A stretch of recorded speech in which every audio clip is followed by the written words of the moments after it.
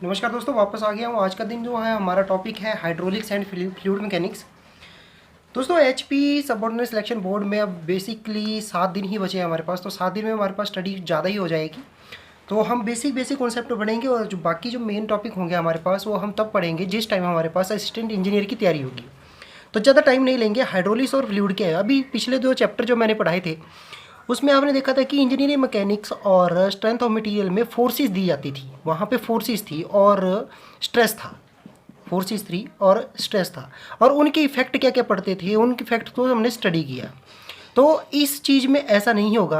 अब इस चीज़ में क्या होगा कि हाइड्रोलिक्स क्या आती है। हाइड्रोलिक्स में देखो नाम से ही पता चलता है 2 प्रकार की होती है, एक हाइड्रोलिक्स होती है, एक न्यूमेटिक्स होती हैं। जो न्यूमेटिक्स होती हैं ये न्यूमेटिक्स ना एयर्स की, प्रेशर की जो स्टडी होती है उनको बताया जाता है।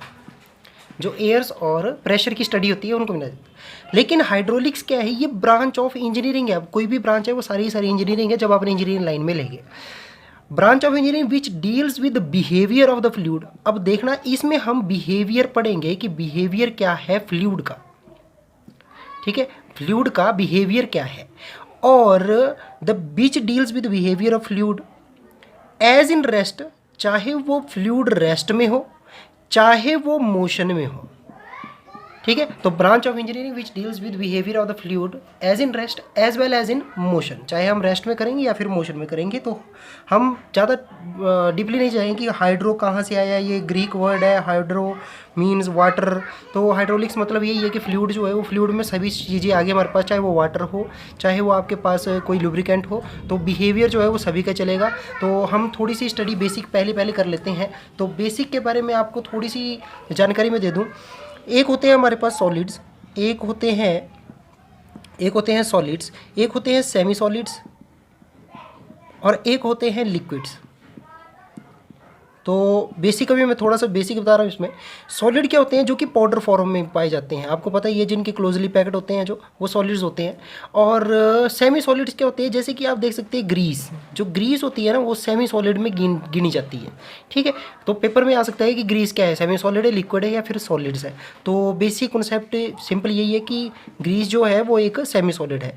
आगे लिक्विड के केस में चलते हैं। ये एक लिक्विड तो आपको सभी पता है कि जैसे कि लुब्रिकेंट्स हो गए, लुब्रिकेंट्स, उसके बाद आपके पास वाटर हो गया, ये सारे के सारे क्या है एक लिक्विड फॉर्म में आते हैं। तो सॉलिड्स, सेमी सॉलिड और लिक्विड, इन 3 केसेस की स्टडी है। तो हम इस केस में ये चीज़ और सेमी सॉलिड के बारे में जो कि ग्रीस वगैरह होती है इसके बारे में पढ़ेंगे। तो ज़्यादा टाइम नहीं लेते हुए तो सबसे पहले हम पढ़ेंगे, देखिए कोई भी वाटर है उसके अंदर कुछ ना कुछ डेंसिटी जरूर होती है। तो डेंसिटी आखिरकार होती क्या है, ये होती है उस वाटर का क्या मास है और कितना उसका वॉल्यूम है।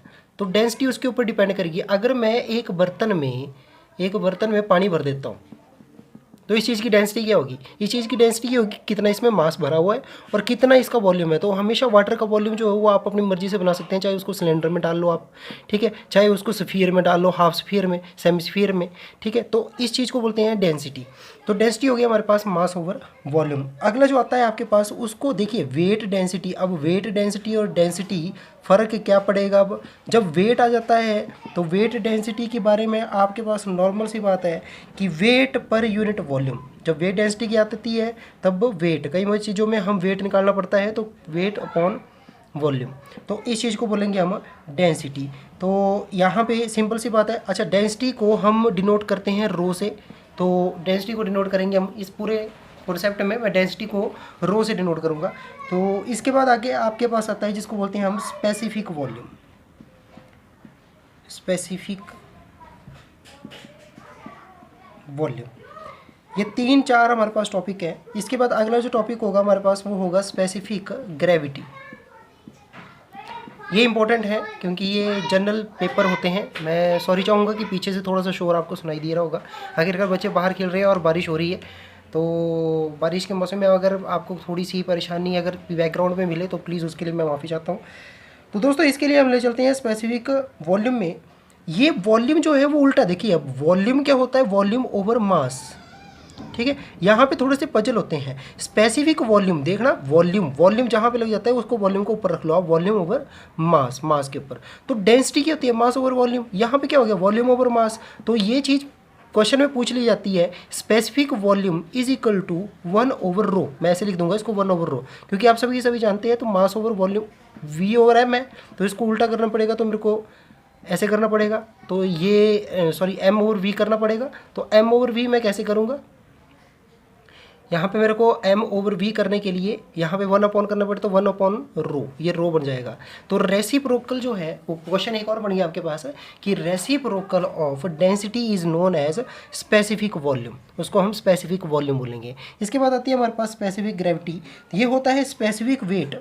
स्पेसिफिक ग्रेविटी को हम डिफाइन करेंगे, अब इसको बोलते हैं हम स्पेसिफिक वेट। स्पेसिफिक वेट जिस किसी लिक्विड का, चाहे आपके पास कोई भी लिक्विड है उसका specific weight upon specific weight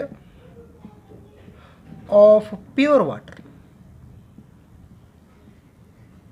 तो स्टैंडर्ड टेम्परेचर के ऊपर लेंगे हम, देखिए स्पेसिफिक ग्रेविटी क्या होगी, specific weight of that liquid upon specific weight of pure water at standard temperature. तो क्वेश्चन ये पूछ जाते हैं कि स्टैंडर्ड टेम्परेचर क्या होगा स्पेसिफिक ग्रेविटी में, तो वो होता है 4 डिग्री सेल्सियस।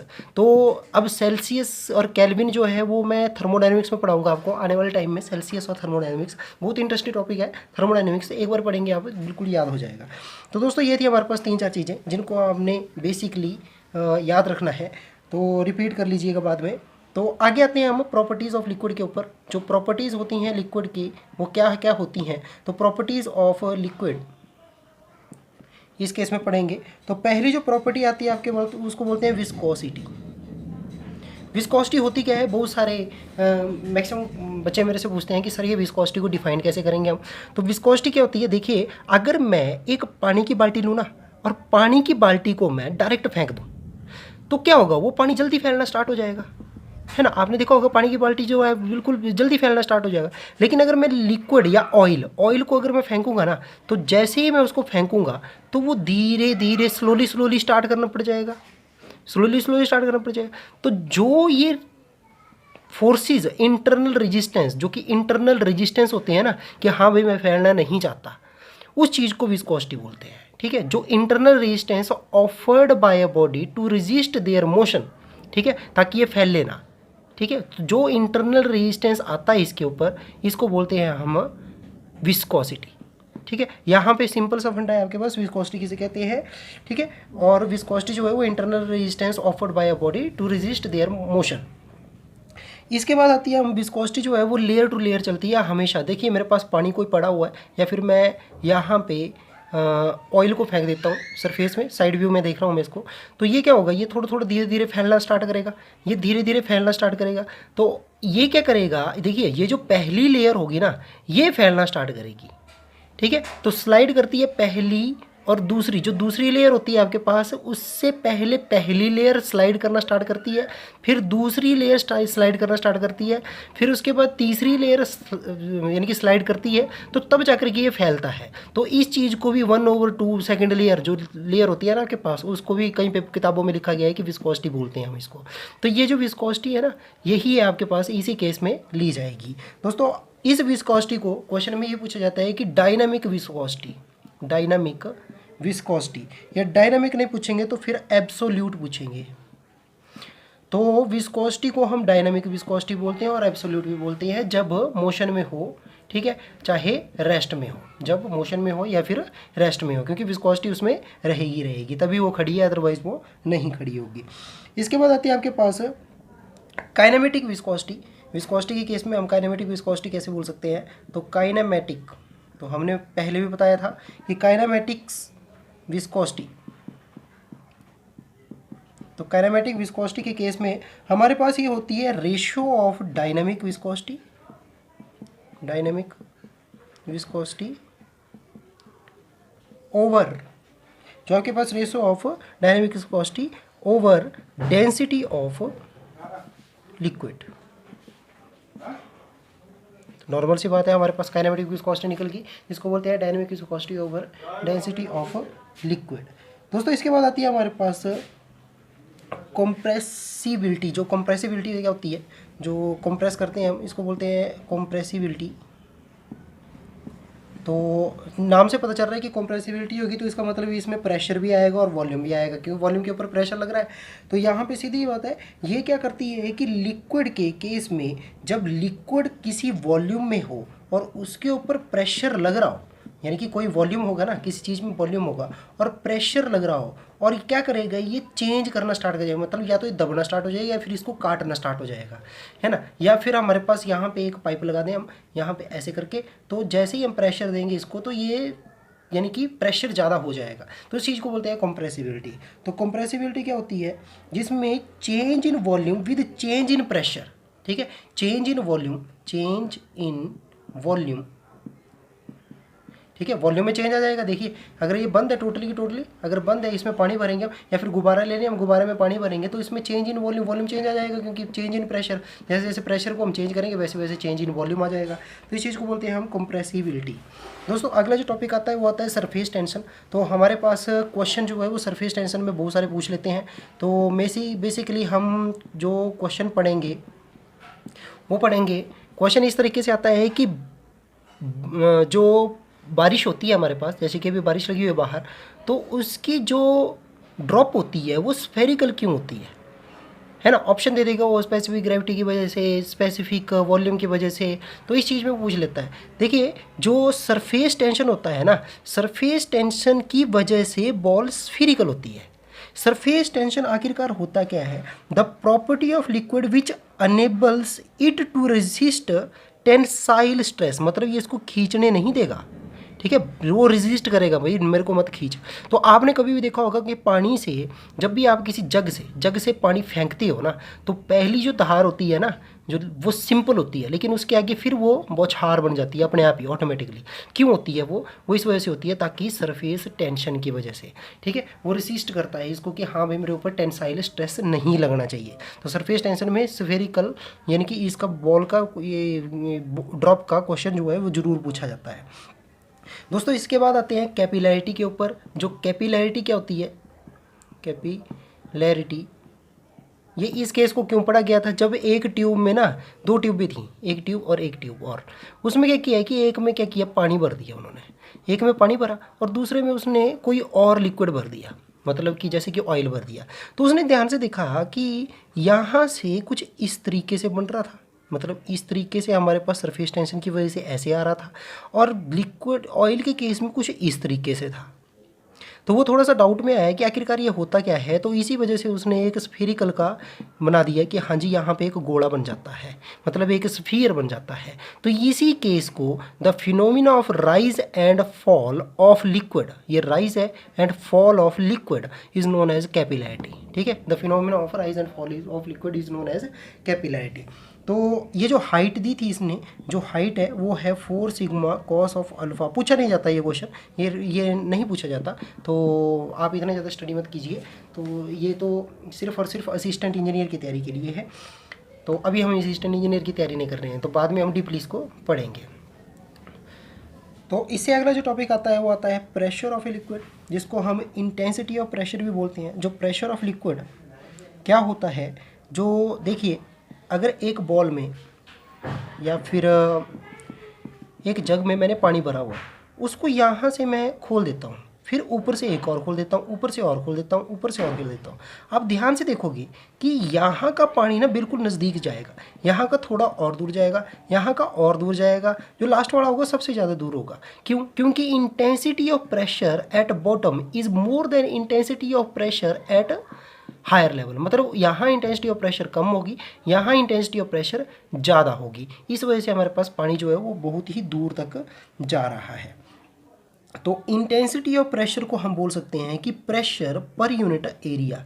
तो सिंपल सी बात है, जो इंटेंसिटी ऑफ प्रेशर हमने निकाल दिया वो क्या होती है, प्रेशर पर यूनिट एरिया। कितना प्रेशर है यहाँ पे और कितना उसका एरिया है। एरिया तो रहेगा ही क्योंकि इंडिपेंडेंट है इसके, तो एरिया तो रहेगा ही। दोस्तों अगला यही आता है आपके पास पास्कल लॉ। तो पास्कल लॉ के बेस के ऊपर ये हाइड्रोलिक्स, देखिए हाइड्रोलिक्स जो होती है आपके पास, जो कार होती है ना, कार जो आपके पास कार होती है, अगर उसमें हाइड्रोलिक केस आ गया, बोलते हैं मास्टर सिलेंडर होता है जी हाइड्रोलिक, तो ब्रेक्स के लिए लगाया जाता है हाइड्रोलिक ब्रेक्स। तो हाइड्रोलिक ब्रेक्स कैसी होंगी, देखिए हाइड्रोलिक ब्रेक ऐसी होंगी जैसे ही ब्रेक पैडल को प्रेस करेंगे तो मास्टर सिलेंडर में जाएगा और मास्टर सिलेंडर से इक्वली डिस्ट्रीब्यूट होगा फ्लूइड। ऐसा नहीं होगा कि हाँ जी इसको ज़्यादा चला गया, इसको कम चला गया, इसको कम चला गया, इसको और कम चला गया। तो इस चीज़ को अवॉइड करता है, यानी कि मास्टर सिलेंडर से इक्वली डिस्ट्रीब्यूट होता है। तो अगर इसका मतलब क्या है, पास्कल लॉ का मतलब क्या है, पास्कल लॉ भी मैं पढ़ा रहा हूँ, पास्कल लॉ तो ये बोलता है कि अगर प्रेशर एक साइड से अगर आ रहा है तो वो इक्वली डिस्ट्रीब्यूट होगा हर जगह। तो इसका मतलब यही है पास्कल लॉ का। तो सिंपल सी डेफिनेशन है, जैसे कि जीरोथ लॉ ऑफ थर्मोडायनेमिक्स है कि अगर एक बॉडी का टेम्परेचर दूसरी बॉडी का, एक बॉडी का ए का टेम्परेचर बी की बॉडी के साथ सेम है और ए का बॉडी का टेम्परेचर सी के साथ सेम है, तो जीरोथ लॉ क्या बोलता है कि बी का बॉडी का टेम्परेचर सी के साथ सेम होगा। नॉर्मल सी बात है, तो वो लॉ तो बना दिया। तो यहाँ पे भी ये पास्कल लॉ इसी वजह से आता है कि हाँ जी अगर प्रेशर एक साइड से ज़्यादा है तो वो इक्वली डिस्ट्रीब्यूट होगा हर जगह पे। तो ऐसा नहीं होगा कि अगर घर में किसी के घर में पानी आ रहा है और एक और घर में उसी पाइपलाइन से है तो इक्वली डिस्ट्रीब्यूट होगी, इसको भी और इसको भी इक्वली डिस्ट्रीब्यूट होगा जी। दोस्तों अगला जो टॉपिक आता है वो आता है ऑटोमेटिक प्रेशर के ऊपर, यानी कि ऑटोमेटिक नहीं sorry atmospheric pressure, ATM. ATM लिख देता हूँ मैं इसको शॉर्टकट में, एटीएम लिखते हैं हम, एटीएम प्रेशर, एटमॉस्फेरिक प्रेशर। तो एटमॉस्फेरिक प्रेशर में सिंपल सा क्वेश्चन क्या पूछा जाता है कि स्टैंडर्ड एटमॉस्फेरिक प्रेशर क्या है, स्टैंडर्ड एटमॉस्फेरिक प्रेशर। तो स्टैंडर्ड एटमॉस्फेरिक प्रेशर जो होता है वो आपके पास अलग अलग टाइप्स में लिया जाएगा। 101.3 किलो न्यूटन पर मीटर स्क्वायर, या फिर किलो न्यूटन नहीं बोल रहा हूँ तो इस चीज़ को हम किलो न्यूटन की जगह हम लिख सकते हैं किलो पास्कल, ठीक है। तो न्यूटन पर मीटर स्क्वायर का मतलब होता है पास्कल, 1 पास्कल कितना होगा, न्यूटन पर मीटर स्क्वायर। तो दूसरा जो आता है आपके पास वो आता है 10.3 मीटर ऑफ वाटर, और तीसरा जो मेन इंपॉर्टेंट है स्टैंडर्ड इसका एटमॉस्फेरिक प्रेशर का वो आता है 760 mm ऑफ Hg। Hg क्या है, मरकरी है, ठीक है। तो वाटर और मरकरी, और अगर आपने नॉर्मली लेना है तो आपके पास ये 3 स्टैंडर्ड है, ये तीनों के तीनों इंपॉर्टेंट है, ये वाला इंपॉर्टेंट है, ठीक है। स्टैंडर्ड आपने बिल्कुल याद करना है। एटमॉस्फेरिक प्रेशर की स्टडी में थोड़ा सा और हमारे को इम्पोर्टेंट जानने के लिए है, वो हम लेवल देखेंगे कि आखिरकार गेज प्रेशर और एटमॉस्फेरिक प्रेशर होता क्या है और एब्सोल्यूट प्रेशर क्या होता है। गेज प्रेशर वो होता है ना, गेजेस वहाँ लगाए जाते हैं जहाँ पे प्रेशर को मापना हो, यानी कि मापने के लिए गेजेस लगाए जाते हैं। तो गेजेस जहाँ भी आएगा उसका मतलब ये समझ लेना कि मापने के लिए है। तो दोस्तों इसमें क्या है कि हम एब्सोल्यूट प्रेशर जो है वो किस वजह से निकालते हैं। सबसे पहले एक लेवल हम कंसीडर कर देते हैं, ये याद करने के लिए रखो अभी आप, बेसिकली सिंपल। तो gauge pressure upon atmospheric pressure, upon नहीं है प्लस है, इस चीज को बोला जाता है एब्सोल्यूट प्रेशर। तो सिंपल सी बात है, अगर एब्सोल्यूट प्रेशर पूछा जाए तो वो होता है gauge pressure plus atmospheric pressure. वैसे ही एटमॉस्फेरिक प्रेशर को अगर मैं आगे डिफाइन करना चाहता हूँ तो एटमॉस्फेरिक प्रेशर जो होगा हमारे पास वो भी गेज प्रेशर होगा। अभी देखना ये कैसे आ जाएगा, गेज प्रेशर का लेवल और साथ ही साथ में एब्सोल्यूट प्रेशर। अब ये केस कब चलता है, इस केस को तब बनाया जाता है जब गेज प्रेशर हो पॉजिटिव, इस केस को तब लिया जाता है जब गेज प्रेशर हो नेगेटिव।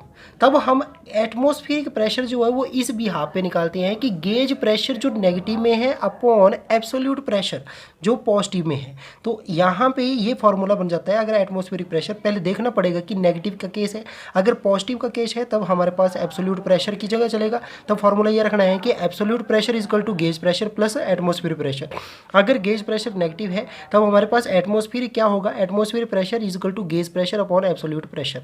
तो दोनों ही फॉर्मूले में हमारे पास प्री डिफाइंड आ जाता है वैल्यू। तो दोस्तों हमारे पास ये सिंपल सा टॉपिक था।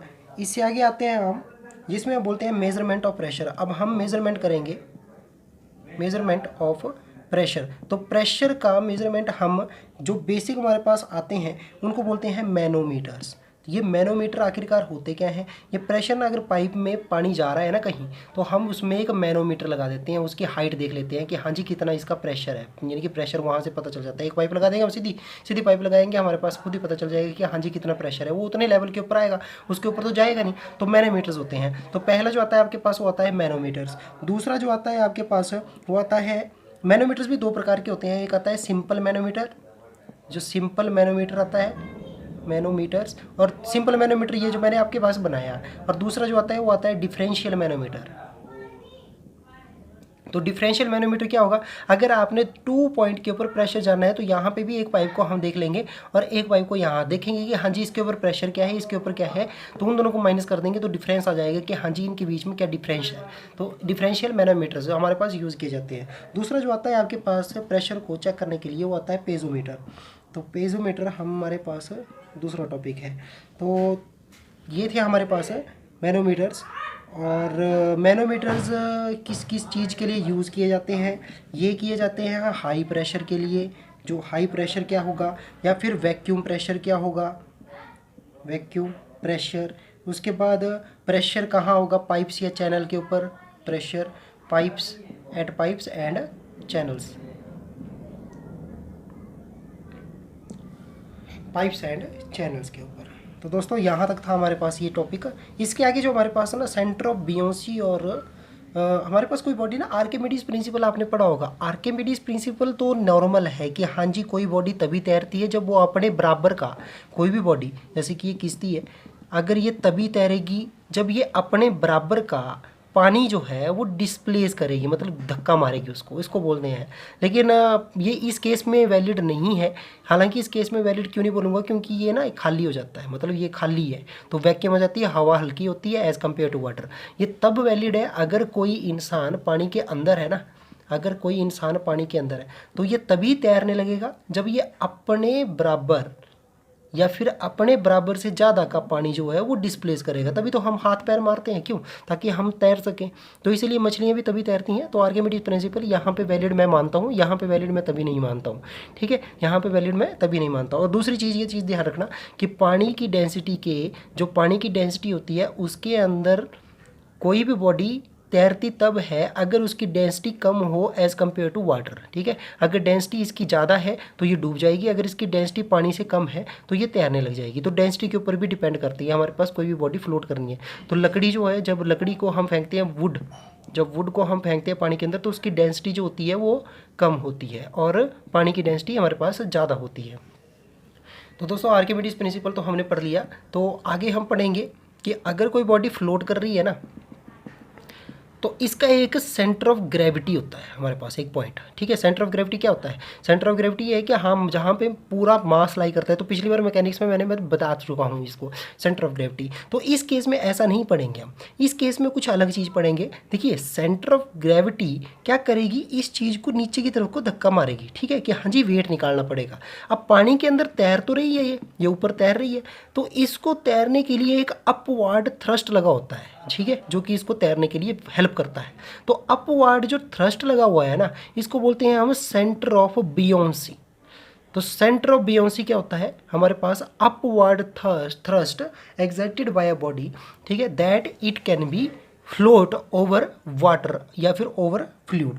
तो यहाँ पे हमारे पास इस बॉडी को हम सेंटर ऑफ बियोंसी कह देंगे। तो दोस्तों यहाँ तक सेंटर ऑफ बियोंसी था।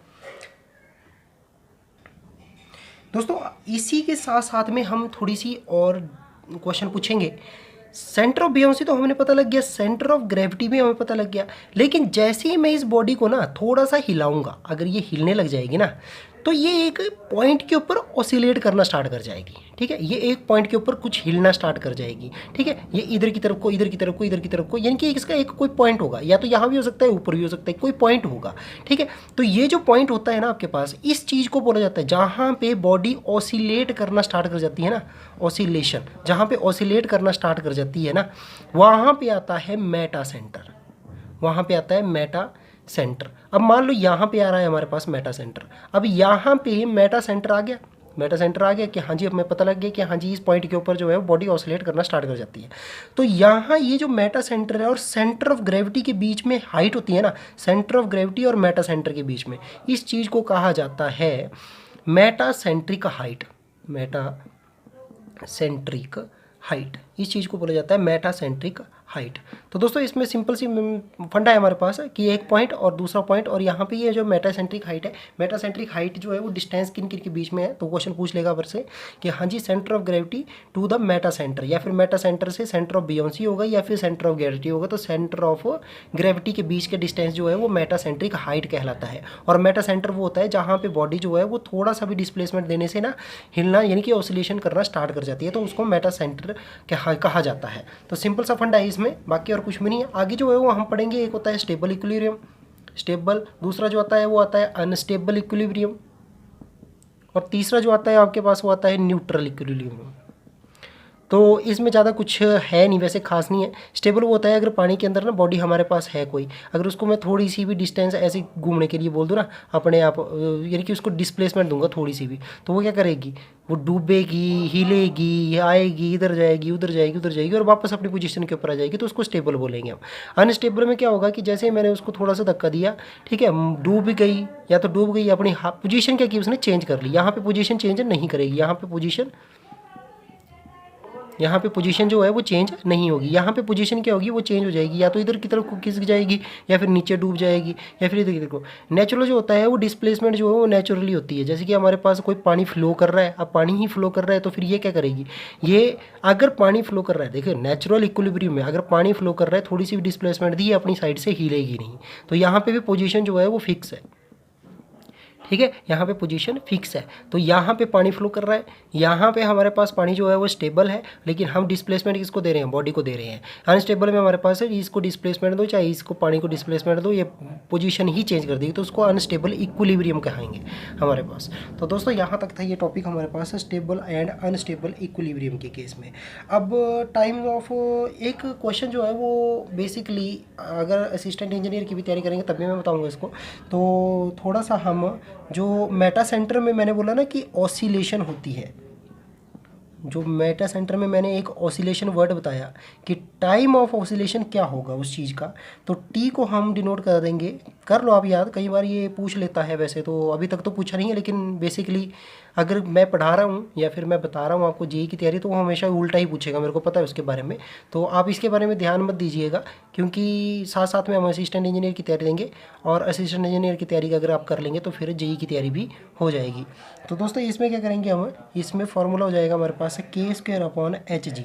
के जो होता है वो रेडियस ऑफ जायरेशन होता है, ठीक है, रेडियस ऑफ जायरेशन। ये जायरेशन कहाँ चलता है, ये तब चलता है जब कोई बॉडी हमारे पास रुकी हुई है, या हवा में उड़ रही है, या फिर फ्लोट कर रही है, तो स्टेबिलिटी जो प्रोवाइड होती है ना रुकने के लिए, अगर जहाज उड़ रहा है तो जहाज किस वजह से उड़ेगा, वो जायरेशन की वजह से उड़ेगा। तो जायरेशन जो है वो एक वर्ड है, नंबर है, ठीक है, उसको याद रखिए। हाइट जो है वो हाइट है कितने ऊपर है, और जी की जो है वो ग्रेविटी है, वैल्यू ऑफ जी। हाइट क्या है, हाइट कहाँ से लेंगे हम, मेटा सेंटर की लेंगे, मेटा सेंटर की हाइट, ठीक है। तो मेटा सेंटर की हाइट और जी जो है वैल्यू ऑफ ग्रेविटी कितनी होती है, 9.8 मीटर पर सेकंड स्क्वायर। दोस्तों फ्लूइड काइनेमेटिक्स में अब आ जाते हैं हम फ्लूइड मैकेनिक्स। तो फ्लूइड मैकेनिक्स में हम फ्लूइड काइनेमेटिक्स पढ़ेंगे। हाइड्रोलिक्स के बारे में हमने जान लिया, अब इसके बाद आते हैं फ्लूइड काइनेमेटिक्स के बारे में। तो फ्लूइड काइनेमेटिक्स के बारे में अभी थोड़ा सा पढ़ेंगे हम, जिसमें क्या होगा, फ्लूइड काइनेमेटिक्स, तो काइनेमेटिक्स वर्ड आ गया, नॉर्मल सी बात है, मोशन होगा ही हमारे पास। तो मोशन कैसा होगा, study of velocity and acceleration of किसका, फ्लूइड के बारे में पढ़ रहे हैं ना, तो फ्लूइड पार्टिकल्स। तो काइनेमेटिक्स, फ्लूइड काइनेमेटिक्स में अब मैं स्टडी सिर्फ और सिर्फ वेलोसिटी और फ्लूइड का एक्सेलरेशन, इन दो चीज़ों को हम पढ़ेंगे। साथ ही साथ में हमारे पास डिस्चार्ज कितना होगा वो भी हम चेक करेंगे। तो डिस्चार्ज आखिरकार होता क्या है, देखिए डिस्चार्ज के बारे में पढ़ रहे हैं, तो बर्नौलीज इक्वेशन के बारे में आपने सभी ने सुना होगा। तो बर्नौलीज इक्वेशन क्या होती है, बर्नौलीज इक्वेशन होती है जितना आपके पास इनपुट यहाँ से पानी जाएगा उतना ही आउट होगा। तो इसका मतलब क्या है, अगर यहाँ पे प्रेशर होगा कुछ, यहाँ पे भी कुछ ना कुछ प्रेशर होगा, यहाँ पे कुछ ना कुछ वॉल्यूम जाएगा, यहाँ पे भी कुछ ना कुछ वॉल्यूम जाएगा, यहाँ पे भी कोई डेंसिटी होगी उस वाटर की, तो यहाँ पे भी वही डेंसिटी होगी हमारे पास, डेंसिटी तो सेम होगी, डेंसिटी हम चेंज नहीं करेंगे, लेकिन यहाँ पे मास कुछ और होगा, यहाँ पे मास कुछ और होगा, तो डेंसिटी हम चेंज नहीं कर सकते। तो फ्लूइड की डेंसिटी सेम ही रहेगी, बदल थोड़ा ना जाएगी, तो डेंसिटी जो है वो सेम रहेगी। तो नॉर्मल सी बात है, ये जो पानी इनलेट हुआ, ये जो पानी अगर किसी पाइप में जाता है अंदर, तो पानी जो है वो बाहर निकलेगा भी। तो इस चीज़ को बोला जाता है, जो पानी निकल रहा है ना हमारे पास, यहाँ से निकल रहा है, यहाँ से निकल रहा है, जो पानी निकल रहा है ना उस चीज़ को बोला जाता है डिस्चार्ज। तो डिस्चार्ज को हम कैसे डिफाइन करेंगे? डिस्चार्ज जो है वो है, ये तो एक कुछ एक्सेलरेशन है या फिर वेलोसिटी है। डिस्चार्ज क्या हो जाएगा? एक्सेलरेशन और वेलोसिटी। एक मिनट रुकिए, थोड़ा सा मैं भी डाउट में हूँ। एक्सेलरेशन नहीं बोलेंगे इसको, एक्सेलरेशन नहीं बोलेंगे इसको, मैं भी थोड़ा सा भूल गया हूँ। हाँ, एरिया, एरिया बोलेंगे, एरिया मल्टीप्लाइड बाय वेलोसिटी। ठीक है, कितनी वेलोसिटी है और कितना इसका एरिया है। तो यहाँ पे भी हम एरिया ले लेंगे और यहाँ पे भी हम एरिया ले लेंगे, क्योंकि एरिया के डिपेंड है। ज़्यादा एरिया, जितना ज़्यादा एरिया डिस्चार्ज हो उतना ही स्लो, अगर जितना कम एरिया तो डिस्चार्ज उतना ही ज़्यादा, प्रेशर ज़्यादा मिलेगा हमारे को। तो नॉर्मल सी बात है, ये डिपेंड करता है आपके पास एरिया के ऊपर। तो डिस्चार्ज डिपेंड करेगा किसके ऊपर? एरिया के ऊपर।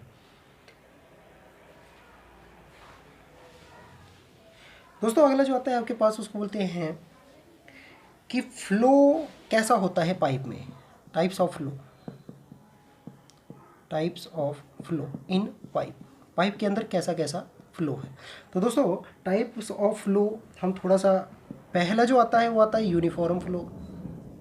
यूनिफॉर्म आपको पता है कि जी, यूनिफॉर्म वो होगा कि हमारे पास नॉर्मल जितना पानी निकलेगा एक टाइम में, अगर एक सेकंड में आपने टाइम नोट किया और कितना पानी निकला, अगले सेकंड में, अगले सेकंड में, दूसरे सेकंड में, तो डिफरेंस देख लेना। एक सेकंड में इतना हुआ, अगले तीसरे सेकंड में मतलब एक सेकंड में, इसके बाद भी एक सेकंड, इसके बाद भी एक सेकंड, तो उतना ही 1 ग्राम पानी निकला। मान लो 1 लीटर पानी निकला, अगला भी 1 लीटर पानी निकला, अगला भी 1 लीटर पानी निकला। तो इसमें क्या होगा कि सेम मास सेम टाइम, ठीक है, टाइम सेम होना चाहिए और एवरेज जो है वो सेम होनी चाहिए, तो उसको बोलते हैं हम यूनिफॉर्म फ्लो। दूसरा जो आता है आपके पास, उसको नॉन यूनिफॉर्म फ्लो बोलते हैं। अब मैं लिखूंगा नहीं, तो नॉर्मली बता दूंगा कि नॉर्मली जिसमें डिफरेंट वेलोसिटी होगी या वेलोसिटी जो है वो कम हो जाएगी, ज़्यादा हो जाएगी, तो उसको बोलते हैं हम नॉन यूनिफॉर्म फ्लो। इससे अगला आता है आपके पास, उसको बोलते हैं हम स्ट्रीम लाइन फ्लो।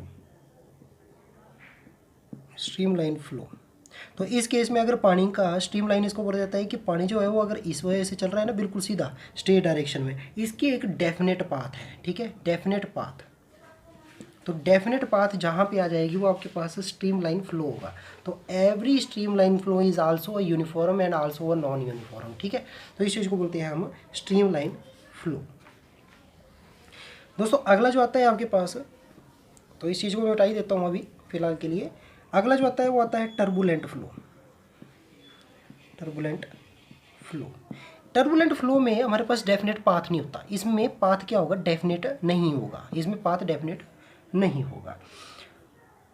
और क्या कर सकता है कि जो इंडिविजुअल पार्टिकल होंगे ना पाइप के अंदर, इंडिविजुअल पार्टिकल होंगे वो एक दूसरे को क्रॉस कर सकते हैं। इधर से इधर क्रॉस कर दिया, इधर से इधर को क्रॉस कर दिया, मतलब इनका डेफिनेट पाथ है ही नहीं, तो टर्बुलेंट फ्लो बोलेंगे हम इसको। इससे अगला जो आता है आपके पास, उसको बोलते हैं हम स्टीडी फ्लो। इसको कहा जाता है the quantity of fluid, quantity आ जाती है इसमें, क्वांटिटी ऑफ लिक्विड, या फिर लिक्विड लिख देता हूँ मैं अभी, लिक्विड फ्लूइड या फिर liquid, quantity of fluid flow पर सेकंड। ठीक है, टाइम की आगे बात तो सेकंड में लिया जाता है हमेशा। टाइम किस में लिया जाएगा? सेकंड में लिया जाएगा। Quantity of liquid flow per unit second. ठीक है, वो क्या होगा? कांस्टेंट होगा। ठीक है, वो चीज़ क्या होगी? कांस्टेंट होगी। मतलब कितनी क्वांटिटी जो है वो पर सेकंड ही निकली, वो कांस्टेंट होगी। अगले सेकंड में भी कांस्टेंट होगी, दूसरे सेकंड में भी कांस्टेंट होगी। इसके बाद आता है अनस्टेडी। इसमें तो आपको पता ही है, अगर मैं अनस्टेडी फ्लो को बता दूं तो इसमें क्या होगा? क्वांटिटी ऑफ लिक्विड पर सेकंड में नहीं होगी, कांस्टेंट नहीं होगी, अनकांस्टेंट होगी। तो अनकांस्टेंट ही इसमें केस में आ गया। इसके बाद आता है कंप्रेसिबल। तो कंप्रेसिबल जो है वो आपको, कंप्रेसिबिलिटी मैंने बता दी, तो इसमें ज़्यादा नहीं बताना है। इसमें change in pressure with in change in volume, change in pressure in change in volume, तो कंप्रेसिबिलिटी वहाँ पे आ जाती है। इन कंप्रेसिबल में हमारे पास जो है वो डेंसिटी मैटर नहीं करती, तो इस चीज़ को हम इनकम्प्रेसिबल मतलब उल्टा ही ले लेंगे कंप्रेसिबल से। इसके बाद आता है रोटेशनल। आपने देखा होगा कि अगर एक पाइप को उसके अंदर पानी भरा हुआ है तो वो रोटेशन, अगर उसको थोड़ा सा घुमाएंगे ना तो वो रोटेशनल फ्लो हो जाएगा, मतलब डेफिनेट पाथ हो जाएगी। तो इस चीज़ को बोला जाता है रोटेशनल। और अगर मान लो कि डेफिनेट पाथ नहीं होती, ठीक है, तो इस चीज़ को बोला जाता है ई रोटेशनल। तो इसके बाद हमारे पास सिंपल सा फंडा है, बस इतना ही सी बात है इसमें, बाकी हम केसेस में स्टडी नहीं करेंगे इसमें। दोस्तों काइनेमेटिक्स तो हमने पढ़ लिया, अब डायनामिक्स पढ़ेंगे। तो डायनामिक्स की बात जहाँ जाती है वहाँ फोर्सेस भी एक्ट करेंगी। तो अब फोर्सेस भी रहेंगी, मतलब कि अब पानी में फ्लो खुद नहीं हो रहा है, किसी के द्वारा या फिर पंप वगैरह लगा करके द्वारा फोर्सेस को कंसीडर करेंगे। अब हम क्या करेंगे, डायनामिक फोर्सेस के ऊपर आएंगे। तो दोस्तों पहली जो आती है आपके पास वो आती है बर्नौलीज इक्वेशन। तो बर्नौलीज के बारे में पढ़ेंगे। तो बर्नौलीज में हमने पहले ही मैंने आपको थोड़ा सा डायग्राम में बता दिया था। तो इस चीज़ में हमारे पास इसमें कुछ एक एरिया होगा, इसमें भी एरिया होगा, इसमें डेंसिटी जो है वो लिक्विड की सेम होगी क्योंकि सेम जा रहा है लिक्विड। तो एरिया भी हमारे पास आ गया, डेंसिटी भी हमारे पास आ गई, साथ ही साथ में प्रेशर जो है वो अलग अलग होगा और वेलोसिटी भी अलग अलग होगी। तो इस केस में अब हम सीधा फॉर्मूला पढ़ेंगे इसमें, बाकी डीपली नहीं पढ़ना है कि कहाँ से आया फार्मूला, कहाँ से नहीं आया। तो इस चीज़ को बोला जाता है जेड। जेड जो होती है वो हाइट होती है plus V square upon 2g, gravity की वैल्यू और वेलोसिटी की वैल्यू। अगर 1 के ले रहे हैं तो 1 की, अगर एक साइड की ले रहे हैं तो एक साइड की v1, अगर दूसरी साइड की ले रहे हैं तो दूसरी की साइड की। अभी देखना है, अगर मैं इसको 1 कर देता हूँ तो इसका मतलब क्या हुआ, ये जेड जो है वो हाइट है आपके पास। ये बर्नौलीज इक्वेशन की ये वाली पाइप जो है वो हाइट दे देगी आपके पास एक लेवल ग्राउंड लेवल से। तो इसकी कितनी हाइट है और इसकी कितनी हाइट है। तो इस केस के लिए 1 ले लूँगा मैं इसको, और इस केस के लिए 2 ले लूँगा, वो इक्वल कर दूंगा। तो बर्नौलीज इक्वेशन क्या बोलती है, जितना इनपुट होगी उतनी ही आउटपुट होगी। सिंपल सा है बर्नौलीज इक्वेशन, जिसको हम इक्वेशन ऑफ कंटिन्यूटी भी बोलते हैं, कंटिन्यूटी भी बोला जाता है इसको। तो बर्नौलीज इक्वेशन में भी यही होगा, जितना इनपुट होगा उतना ही आउटपुट होगा। प्लस आपके पास आ जाता है P1 प्रेशर जो है, और वेट जो W आता है वो आपके पास वेट होता है। तो W कितना होगा is equal to constant. P1 नहीं लेंगे, इसको P लिखूंगा मैं, कॉन्स्टेंट। वो क्या होगा, कांस्टेंट। अगर फर्स्ट के केस के लिए v1 p1 z1, और सेकंड के केस के लिए z2 v2 और p2। तो नॉर्मल सा इसमें, बस इसमें ज़्यादा नहीं पढ़ेंगे। आगे जो है वो आता है यूलर के लिए। हम चलते हैं यूलर इक्वेशन, यूलर्स इक्वेशन। इसमें से भी क्वेश्चन पूछ लेता है। तो कैसे क्वेश्चन पूछेगा अभी मैं आपको बता देता हूँ, क्वेश्चन कैसे पूछेगा वो। पहले अब यूलर इक्वेशन को पढ़ लो कि होती क्या है, D P derivation of pressure divided by rho plus G into D X plus V into D V is equal to 0। ठीक है, तो ये प्रेशर और डेंसिटी और साथ में ग्रेविटी और वेलोसिटी के केस में है, डिफरेंशियल है। अब यूलर इक्वेशन के क्वेश्चन जहाँ से बनते हैं ना वो थोड़ा सा इंपॉर्टेंट है। तो पहला जो क्वेश्चन बनता है कि ये किस चीज़ के ऊपर डिपेंड होता है। तो आपको मैं बता दूं, ये नॉन विस्कस, जो non viscous Euler equation depends upon non viscous fluids. ठीक है, जिसमें विस्कोसिटी नहीं होती। तो नॉन विस्कस फ्लूइड के ऊपर डिपेंड करता है। आगे जो आता है कि फ्लूइड कौन सा होना चाहिए, यूलर इक्वेशन में फ्लूइड कौन सा होना चाहिए, ये होमोजीनियस होना चाहिए, मतलब एक जैसा होना चाहिए। ठीक है, होमोजीनियस फ्लूइड होना चाहिए, और साथ ही साथ में इनकम्प्रेसिबल होना चाहिए, मतलब कोई भी कॉम्प्रेसिबिलिटी फैक्टर नहीं आना चाहिए उसके ऊपर, तो इनकम्प्रेसिबल होना चाहिए। तो तीसरा जो पॉइंट आता है, तो फ्लो कैसा होना चाहिए। फ्लो आ जाता है, तो फ्लो आ जाता है, तो फ्लो होता है या तो फिर कंटिन्यूअस हो, फ्लो जो हो वो कंटिन्यूअस हो, नहीं होता तो फिर स्टीडी हो, या फिर स्टीडी फ्लो हो, या फिर स्ट्रीम लाइन फ्लो हो। तो ऐसे क्वेश्चन पूछ लिए जाते हैं, स्ट्रीम लाइन फ्लो। तो 3 केसेस में चलता है, या तो कंटिन्यूअस या फिर स्टीडी या फिर स्ट्रीम लाइन फ्लो के केस में। इससे अगला जो आता है आपके पास, जो चौथा पॉइंट आता है कि यूलर इक्वेशन में जो यूलर हम फॉर्मूला चलते हैं, तो किसी पाइप में किस बेस के ऊपर चलेगा, वेलोसिटी का केस कैसा होगा। तो वेलोसिटी कैसी होनी चाहिए इस केस में, the velocity of flow is uniform. वो कैसे होनी चाहिए, यूनिफॉर्म। तो ऐसे क्वेश्चन जो है, ये 4 क्वेश्चन है, तो चारों क्वेश्चन में से क्वेश्चन बन ही जाता है। तो हर बार पेपर में मैक्सिमम टाइम पूछ लिया जाता है। तो यूलर इक्वेशन जो है वो नॉन विस्कस फ्लूइड के ऊपर, homogeneous and compressible incompressible fluid के ऊपर, और साथ में कंटिन्यूअस स्टेडी और स्ट्रीमलाइन फ्लो होना चाहिए, और साथ में वेलोसिटी जो होनी चाहिए वो यूनिफॉर्म होनी चाहिए। तो दोस्तों ये था टॉपिक आपके पास यूलर इक्वेशन का। तो इसी केस में ये थे आपके पास इंपॉर्टेंट जो है वो जेई मैकेनिकल के टॉपिक। अभी और भी पढ़ेंगे हम, जिसको बोलते हैं हम वेंचुरी मीटर।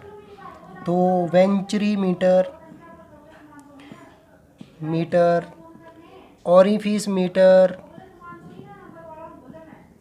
उसके बाद माउथ पीस। ये क्यों यूज़ किए जाते हैं? ये क्यों यूज़ किए जाते हैं ऑरिफिस मीटर, वेंचुरीमीटर? देखिए, ये यूज़ किए जाते हैं डिस्चार्ज को चेक करने के लिए, ठीक है, डिस्चार्ज कितना है, ठीक है। तो वेंचुरीमीटर लगा देते हैं, कई जगह हम ऑरिफिस मीटर लगाते हैं, कई जगह हम माउथ पीस लगाते हैं। ये अपनी अपनी वैलिडिटी है कि हाँ जी आप कैसे का लगाना चाहते हैं। वेंचुरीमीटर पहले डिस्कवर हुआ, ऑरिफिस मीटर उसके बाद डिस्कवर हुआ। माउथ पीस जो है वो पहले भी था और उसको बार बार भी यूज़ किए जाते हैं। तो माउथ पीस क्या होता है, अगर मान लो कि हमारे पास कोई कंटेनर है तो यहाँ पर हमने उसको बंद कर दिया। अरे फिल्टर देखा है आपने, तो फिल्टर का जो पाइप होती है ना, वो माउथ पीस कहलाती है, ठीक है। पाइप साथ साथ में जो लगाया जाता है हमारे पास टैप, ठीक है, वो माउथ पीस का ही एक एग्जाम्पल है, ठीक है। तो माउथ पीस है कि हाँ जी देख लेते हैं हम डिस्चार्ज कितना है यहाँ पे, ठीक है। वेंचुरीमीटर क्या है, अगर पाइप में पानी चल रहा है तो उसके अंदर एक हर्डल लगा देंगे कि हाँ जी इसके अंदर चेक करेंगे कितना कितना प्रेशर है। तो ऑरिफिस मीटर भी ऐसा ही है, उसमें भी एक हर्डल सा लगा देंगे और उसमें भी हम चेक करेंगे कि हाँ जी कितना प्रेशर है। तो दोस्तों इसमें कोई क्वेश्चन जो है वो मैक्सिमम पूछा नहीं जाएगा आपके पास, बस इतना पता होना चाहिए कि हाँ जी ये डिस्चार्ज के लिए, फ्लूइड डिस्चार्ज के लिए यूज़ किया जाता है। इसके बाद जो आती है आपके पास ये क्वेश्चन, उसको बोलते हैं हम हाइड्रोलिक कोफिशिएंट्स। हाइड्रोलिक कोफिशिएंट्स ये इंपॉर्टेंट है, इसी वेंचुरीमीटर्स के बाद कोफिशिएंट्स। तो पहला जो आता है आपके पास उसको बोलते हैं हम coefficient of contraction, coefficient of contraction. दूसरा आता है उसको बोलते हैं हम कोफिशिएंट ऑफ वेलोसिटी, वेलोसिटी का भी आएगा, कॉन्ट्रैक्शन, वेलोसिटी। तीसरा जो आता है वो आता है कोफिशिएंट ऑफ डिस्चार्ज। चौथा जो आता है वो आता है कोफिशिएंट ऑफ रेजिस्टेंस। तो पहला हम पढ़ते हैं कि आखिरकार ये कोफिशिएंट ऑफ कॉन्ट्रैक्शन क्या होता है। ये होता है रेशो किसका, एरिया ऑफ जेट, जो भी आपके पास एरिया ऑफ जेट जिसके ऊपर आप एक्सपेरिमेंट कर रहे हैं, divided by area of orifice. तो ऑरिफिस के बारे में मैंने बता दिया ना आपको, area of jet at vena contracta. ये आप बार बार सुनेंगे मेरे से कि हाँ जी वीना कॉन्ट्रैक्टा होता क्या है। ये क्या होता है कि वीना कॉन्ट्रैक्टा वो होगा जब हमारे पास फ्लूइड आता है ना किसी पाइप में, जब फ्लूइड आता है तो उसकी वेलोसिटी जो है वो डिफाइन नहीं होती, मतलब वो वापस भी आता है, ठीक है, उसका प्रेशर सेम नहीं होता। फिर एक टाइम के ऊपर ना पाइप में एक सीधी लाइन लग जाती है। पाइप में आपने देखा होगा, नॉर्मल सी पाइप है, जब आपके पास नलके में पाइप लगाते हैं, आप किसी टैप में पाइप लगा दिया आपने, तो यहाँ पे उसको हर्डल सी होती है, लेकिन उसके आगे पानी क्या हो जाता है, स्ट्रीम लाइन हो जाता है। जब ये स्ट्रीम लाइन ना स्टार्ट होता है ना पानी होना, तो उस चीज़ को बोला जाता है वीना कॉन्ट्रैक्टा, ठीक है। उस केस को क्या कहा जाता है, vena contracta upon orifice meter. तो ऑरिफिस मीटर आपको पता है कि हम मेजरमेंट ऑफ ऑरिफिस, ठीक है। तो वीना कॉन्ट्रैक्टा के बाद ही ऑरिफिस लगाएंगे, ना कि उसके पहले। तो चेक करने के लिए हम लगा देंगे कि वीना कॉन्ट्रैक्टा कैसे लगाएगा, क्या वीना कॉन्ट्रैक्टा कहाँ पे होता है। तो वीना कॉन्ट्रैक्टा हमारे पास ऐसा होता है कि वेलोसिटी जिस टाइम हमारे पास स्ट्रीम लाइन आ जाती है ना, तो वीना कॉन्ट्रैक्टा आ जाता है। इसके बाद अगला जो टॉपिक आता है कि हाँ जी कोफिशिएंट ऑफ वेलोसिटी, ये रेशो होती है actual velocity of jet, actual velocity of jet upon theoretical velocity, theoretical velocity. तो सिंपल सा है, actual velocity upon theoretical velocity. तो इसके बाद आता है डिस्चार्ज। इसमें होता है एक्चुअल डिस्चार्ज, कितना एक्चुअल हुआ है हमारे पास और कितना होना चाहिए, मतलब डिवाइडेड बाय थियोरेटिकल, थ्योरी के द्वारा, थियोरेटिकल डिस्चार्ज। इसके बाद बोलते हैं हम कि कोफिशिएंट ऑफ डिस्चार्ज, ये जो CD होता है ना आपके पास, ये इस चीज़ को हम मल्टीप्लाई करते हैं। देखिए ये कोफिशिएंट ऑफ कॉन्ट्रैक्टा CC और कोफिशिएंट ऑफ वेलोसिटी CV, तो इन दोनों का मल्टीप्लिकेशन होता है। कोफिशिएंट डिस्चार्ज क्या होता है, CC मल्टीप्लाई बाय CV, ठीक है। तो coefficient of contraction multiply by coefficient of velocity is equal to coefficient of discharge, ठीक है। इसके बाद आती है आगे क्या आपके पास आता है कोफिशिएंट ऑफ रेजिस्टेंस। रेजिस्टेंस क्या होता है, देखिए फ्लूइड को रोकेगा है, मतलब कि हाँ फ्लो होने से रोकेगा। तो रेजिस्टेंस नहीं लेंगे हम, मतलब कि रेजिस्टेंस जो है वो हमने एक नाम दे दिया है, हालांकि रेजिस्टेंस जो है वो इलेक्ट्रिसिटी का टॉपिक है। तो कोफिशिएंट ऑफ डिस्चार्ज क्या नाम, रेजिस्टेंस जो होगा वो होगा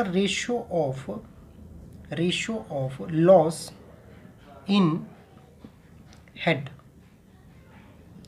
डिवाइडेड बाय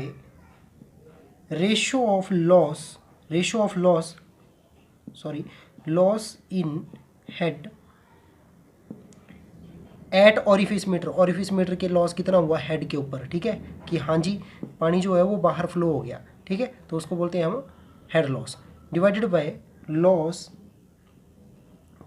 ऑफ वाटर, कितना लॉस जो है वो वाटर का हुआ, मतलब इसको कितनी हाइट रिटेन करनी चाहिए थी और कितना जो है वो पानी इसमें से डिस्चार्ज हो गया, तो इस चीज़ को बोलते हैं कोफिशिएंट ऑफ रेजिस्टेंस। तो दोस्तों यहाँ तक था ये हमारे पास टॉपिक। इसके बाद हमारे पास मैक्सिमम कोई भी क्वेश्चन जो है वो पूछा नहीं जाएगा। आगे थोड़ा सा वाटर हैमर के बारे में पढ़ लेते हैं कि वाटर हैमर आखिरकार होता क्या है। वाटर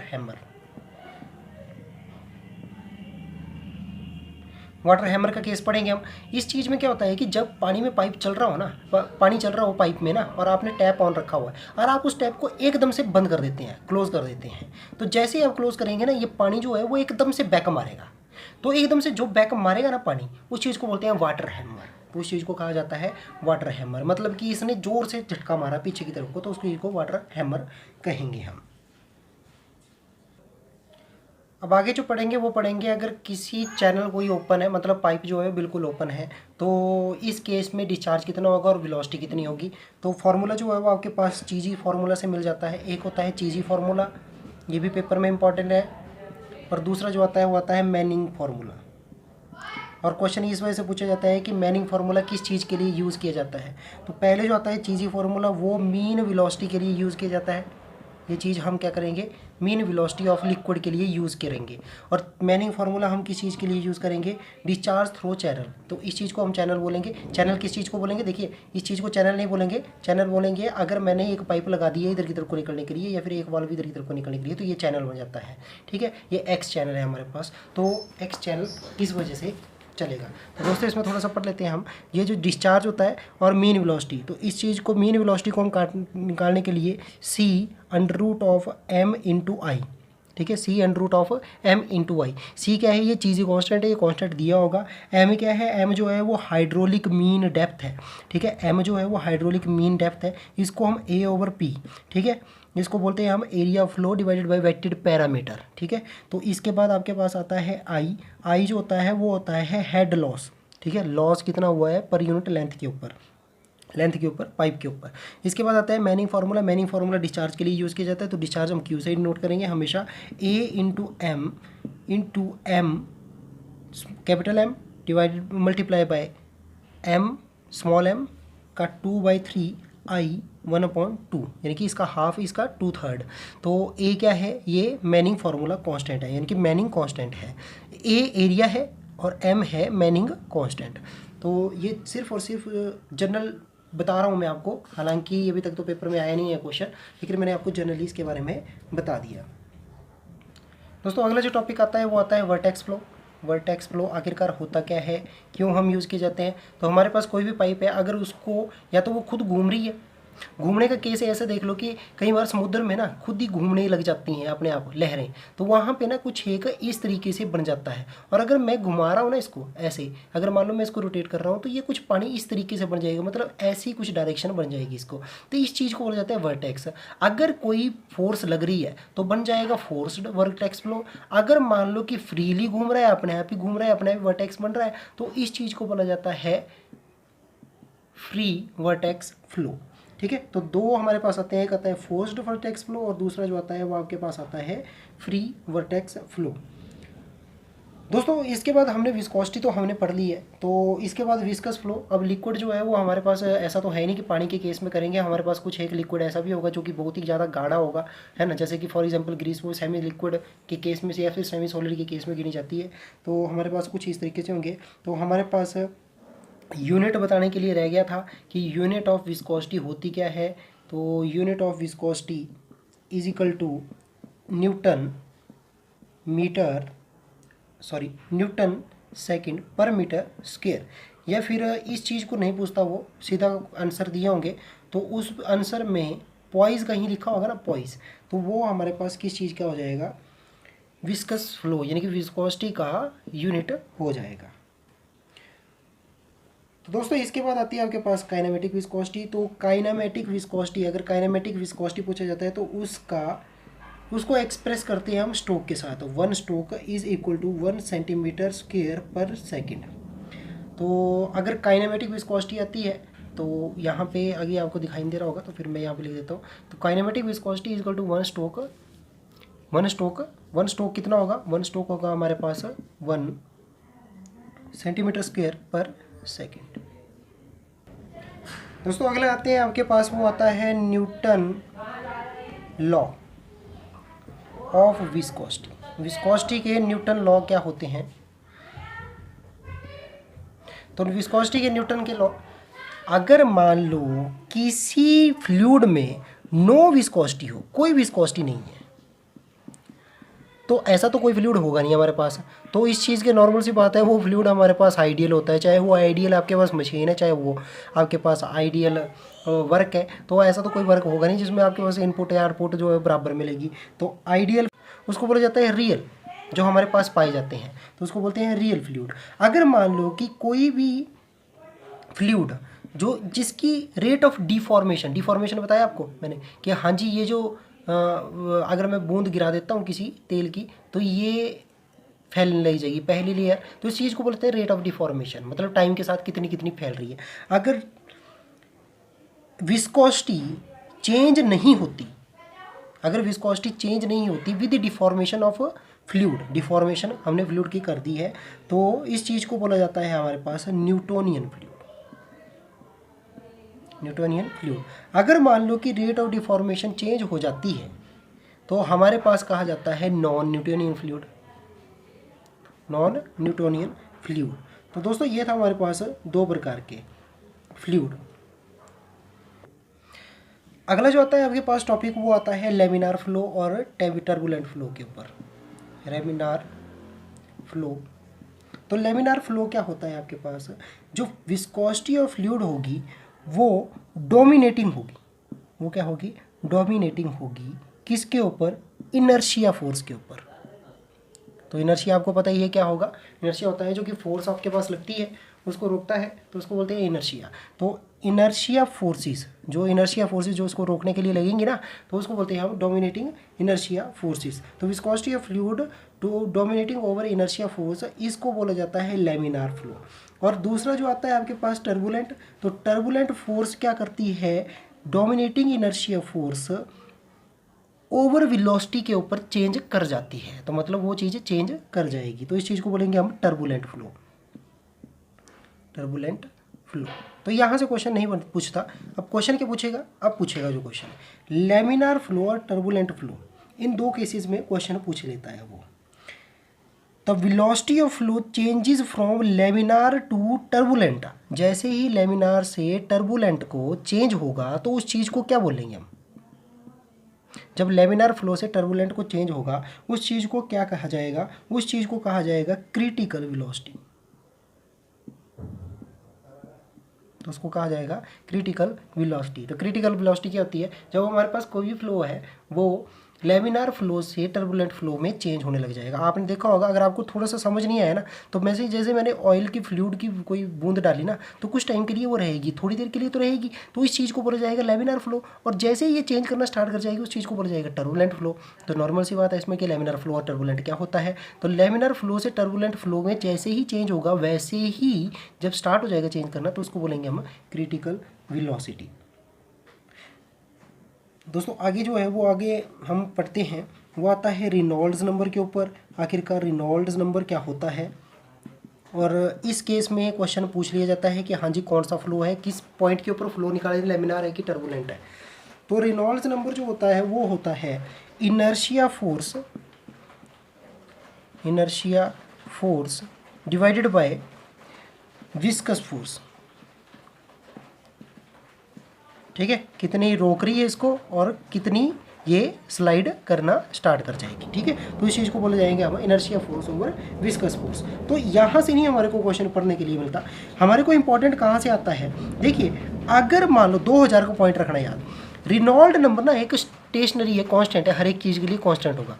अगर 2000 से कम होगा और 2000 से 2800 के बीच में और 2800 से ऊपर, ऑप्शन दोस्तों, रेनॉल्ड्स नंबर ना 2000 और 2800 और इसके बीच में लिया जाता है। तो 2000 और 2800 इससे भी कम या ज़्यादा, तो 2000 से अगर कम होगा तो उसको कहा जाएगा लेमिनार फ्लो, तो उसको कहा जाएगा लेमिनार फ्लो। अगर 2800 से ऊपर है तो उसको कहा जाता है टर्बुलेंट फ्लो, तो उसको कहा जाएगा टर्बुलेंट फ्लो।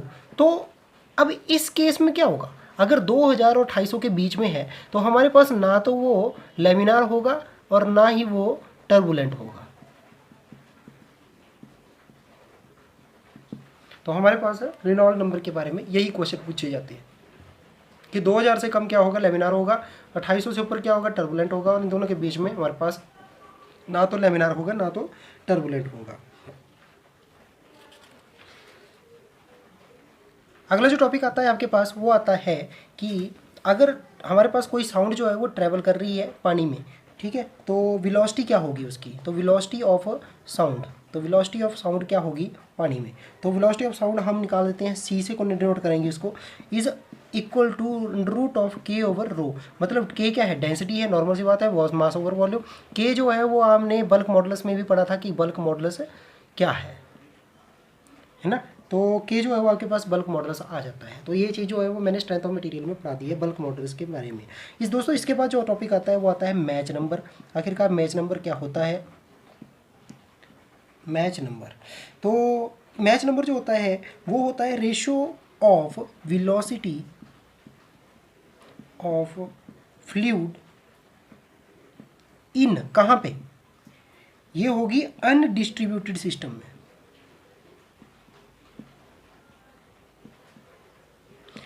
किसके साथ, साउंड की वेलोसिटी के साथ।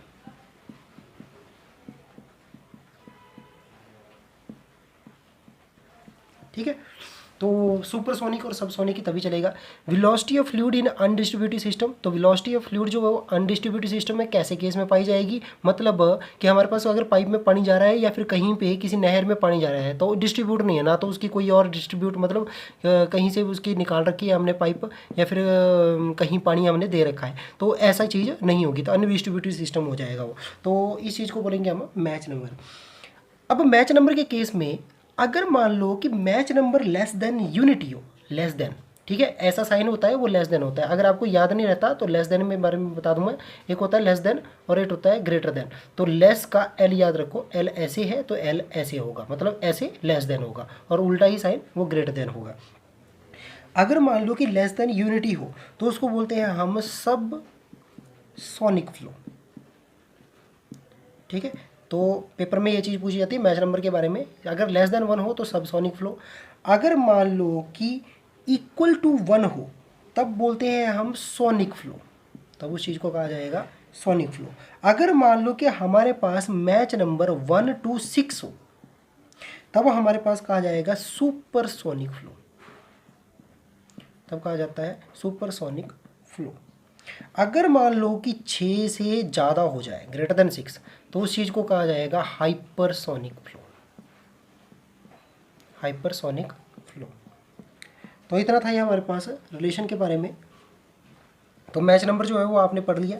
अब इससे अगला जो टॉपिक है वो है इनर्शिया फोर्स के बारे में। तो इनर्शिया फोर्स के बारे में बता दूं मैं, जो इनर्शिया फोर्स होती क्या है, वो इनर्शिया फोर्स होती है आपके पास कि कितना मास है और कितना एक्सरलेशन है। ठीक है, इनर्शिया फोर्स उसे कहा जाएगा मास इनटू एक्सरलेशन। तो फोर्स वहाँ पे आ गई, तो इसको हम बोलेंगे कि product of mass into acceleration. दोस्तों कुछ एक नंबर जो है वो पेपर में पूछे जाते हैं, तो कुछ एक नंबर के बारे में मैं पहले बता दूं। पहला जो नंबर पढ़ेंगे वो होगा रेनॉल्ड्स नंबर। रेनॉल्ड नंबर होता क्या है, ये होता है रेशो किसका, इनर्शिया फोर्स का, inertia force divided by viscous force. इसके बारे में मैंने आपको थोड़ी देर पहले भी बता दिया, ये इंपॉर्टेंट है जो कि जेईई के पेपर में आ सकते हैं। तो पहला रेनॉल्ड्स नंबर के बारे में, दूसरा जो आएगा वो आएगा Froude number.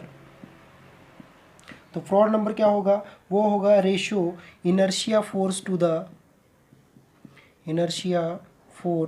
To the gravity force. ठीक है, फोर्स ड्यू टू ग्रेविटी उसको बोलते हैं हम ग्रेविटी फोर्स। तीसरा जो आता है आपके पास वो आता है वेबर नंबर। तो वेबर्स नंबर, ये भी इम्पोर्टेंट है। इसको बोलते हैं हम, ये सारे के सारे इनर्शिया फोर्स के अपोजिट ही हैं। तो inertia force to the surface tension, surface tension force, Weber number आ गया। चौथा नंबर जो आता है वो आता है यूलर नंबर। तो यूलर नंबर के बारे में अभी वहीं प्रेशर के बारे में डील कर रहे थे ना हम, तो इसमें क्या आ जाएगा, ये आ जाएगा inertia force, inertia force to the pressure force. दोस्तों अगला जो नंबर आता है वो आपके पास मैच नंबर है। तो मैच नंबर के बारे में,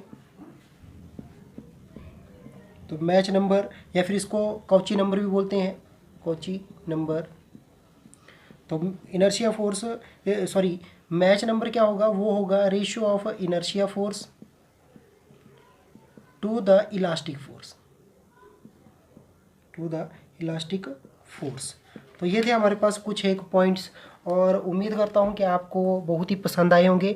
और हिमाचल प्रदेश जेईई मैकेनिकल की रह गई है अभी 7 दिन की स्टडी, तो 7 दिन में हमें बहुत कुछ पढ़ना है। तो दोस्तों जितना जल्दी हो सकता है, जितने जिस को आप शेयर कर सकते हैं उसको शेयर कीजिए। और प्लीज़ जिन्होंने सब्सक्राइब कर दीजिए है वो प्लीज़ पूरी की पूरी वीडियो देखा करें, ताकि ऐसा है कि मेरे पास थोड़ी सी प्रॉब्लम ना आए, ज़्यादा प्रॉब्लम है नहीं आए। तो दोस्तों सब्सक्राइब जरूर कीजिए और लाइक ज़रूर कीजिएगा और शेयर ज़रूर कीजिए, और कमेंट सेक्शन में मेरे को बताइए कि हाँ जी आपको वीडियो कैसी लगी। धन्यवाद दोस्तों, जय हिंद, जय भारत।